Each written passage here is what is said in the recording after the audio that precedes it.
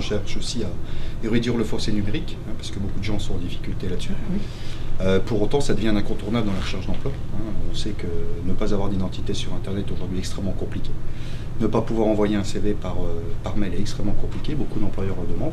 Donc on ne fait pas tout seul, hein. On agit avec les relais de services publics ou les maisons de services au public, ça permet vraiment de garder de la proximité. Et puis n'oublions pas qu'avec le numérique on va plus vite, mais avec le conseiller on va plus loin. Nous, notre mission c'est d'accompagner les évolutions professionnelles, hein, c'est de permettre aux personnes de travailler leurs projets, d'être équipées, outillées, et puis d'avoir une connaissance, je dirais, des métiers qui recrutent, hein, ou des secteurs en tension, savoir dire bonjour, merci, dans le bon sens si possible, respecter les règles, hein, de l'entreprise, arriver à l'heure le matin, c'est autant d'éléments qui sont tout autant importants que les éléments techniques. Hein.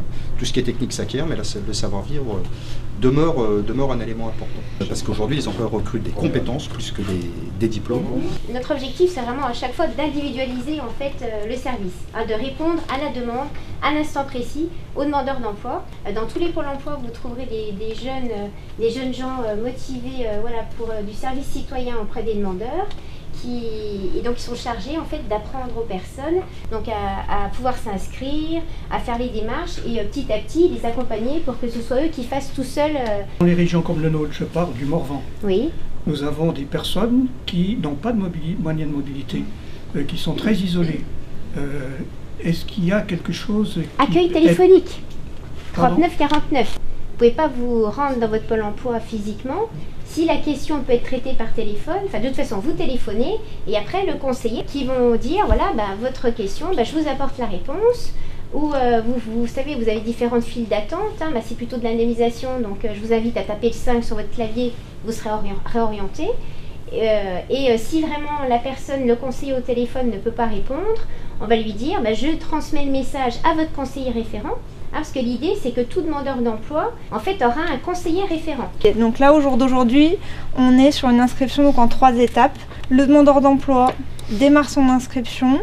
Donc après, c'est une série de questions par des oui et des non. Il devra renseigner ses coordonnées et derrière, on va lui mettre en fait toutes les étapes jusqu'à la validation de l'inscription et à la prise de rendez-vous auprès d'un conseiller. Alors une fois qu'il a terminé son inscription, donc en fonction des éléments qu'il aura enregistrés lors de son inscription, ça va faire le lien en fait avec les documents qui seront nécessaires au calcul de sa demande d'allocation chômage. Donc ça va apparaître à la fin de son inscription, ça va reprendre les différents éléments qu'il a la possibilité de télécharger directement sur son espace personnel, donc à la fin de l'inscription ou revenir après parce que s'il ne les a pas tout de suite, ou il pourra, s'il n'a pas la possibilité de les télécharger, nous les envoyer par courrier donc à l'agence de Pôle emploi.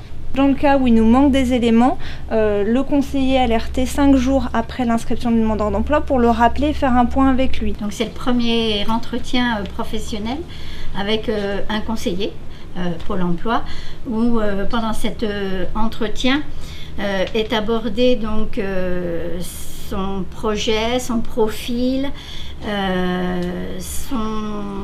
ses techniques de recherche d'emploi, la stratégie qu'il met en place ou pas, s'il n'a pas de stratégie, s'il a des freins périphériques au retour à l'emploi. Donc on examine tout ça et également ses capacités numériques, puisque maintenant on ne fait plus rien sans le digital.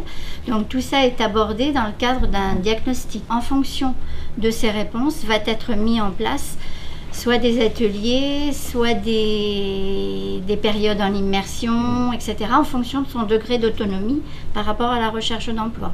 Et donc en fin de formation, il y a un bilan qui est fait à l'issue de la formation, mais aussi il y a un entretien, ce que l'on appelle de fin de formation avec le conseiller et puis le demandeur, et on examine toutes les pistes d'emploi, etc. On lui conseille effectivement de s'abonner aux offres d'emploi et on transmet en parallèle au service entreprise la promotion à la fin de la formation, qui fait le bilan avec le conseiller placement. Le conseiller entreprise vient aussi, si on en a disponible bien sûr, faire le bilan également et récolter les CV, informer sur le marché du travail local. Et ceux qui n'ont pas de piste, ils repartent avec les CV et là ils seront sur de la promotion de profil. Ils sont sortis au niveau de 107 visites entreprises, donc pour récolter des offres, pour proposer nos services, présenter les espaces recruteurs, les services digitaux. Et puis effectivement, présenter les contrats aidés, puisque c'est un levier important sur nos bassins d'Avalon-Tonnerre.